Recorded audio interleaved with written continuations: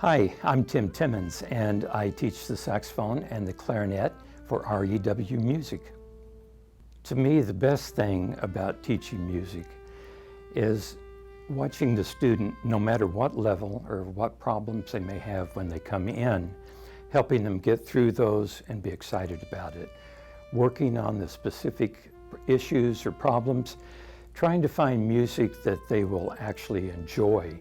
I think you can usually find pop music or some jazz tunes that students will like working on, and they will enjoy it as much and get as much out of it as some of the difficult technique books that we have.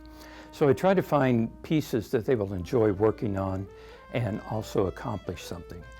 It's also important to make sure that they work at the right level. You don't want to give them pieces that are too difficult and have them get frustrated. And on the other hand, if they're not challenged and they can't see some progress when they come back, then they get frustrated as well. So it's a difficult job for the instructor in a way to find pieces that they like and they enjoy and that they will make progress but not challenge them too much. I also enjoy very much getting to know the student, what sports they're in, what kind of activities they do, what they enjoy doing at school. Meeting the parents is always fun, finding out what they do and how much they support and enjoy watching their kid progress in music.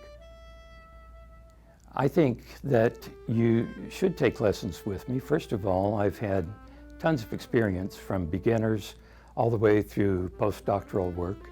I have students in the best military bands in the country and at universities on both saxophone, clarinet. I've played and taught all the woodwinds, so I really understand the intricacies of all the instruments, especially saxophone and clarinet.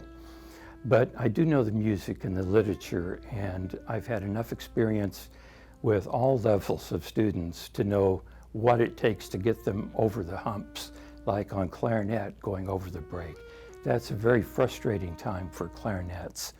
But I know a few tricks that I've learned along the way that seem to help, and it makes it a little easier, I think, sometimes.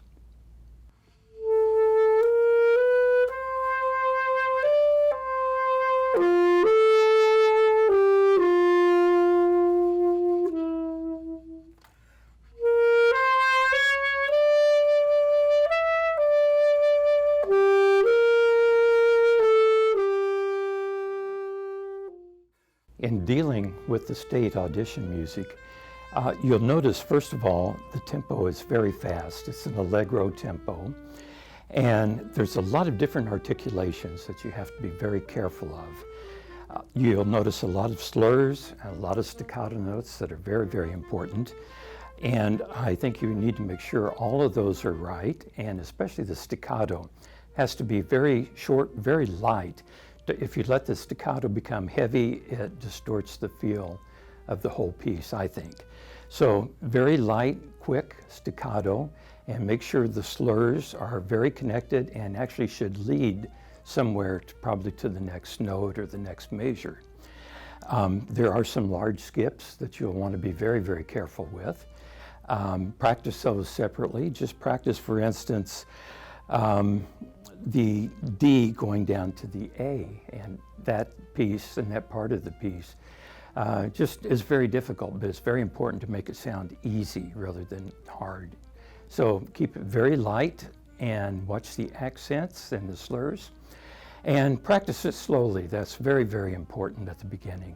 Make sure that you practice it slow enough that you're not making mistakes when you first begin. I always tell students, do not practice over and over and learn your mistakes. So learn it the correct way at a slow tempo the first time through, then you can gradually work your way up in tempo and get it faster and faster to where you would like to have it.